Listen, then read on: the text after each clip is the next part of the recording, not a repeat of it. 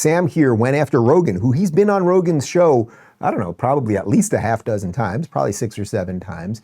And he's now Sam because he's a liberal elite. You have to understand these people, there's a certain type of person. They like the institutions. They like the control. You might say for an atheist, he believes in that amount of control. He doesn't believe in God, but he believes in control and he sees the control fading away. So here he is going after Joe Rogan. The Joe Rogan podcast is not a substitute for the Wall Street Journal or the Kennedy School at Harvard.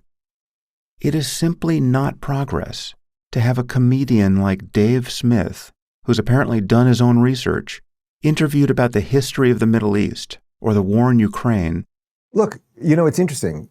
I'm a conversationalist, I suppose, and an interviewer, and I do this for a living, and I've been criticized over the years, oddly, because I had Sam Harris on the show. There were people further to the left of Sam Harris that thought he was going nuts years ago and were like, Dave Rubin, if you talk to him, that's evil. You shouldn't have him. What's he an expert on? He's a neuroscientist and an atheist. Why are you talking about him about politics?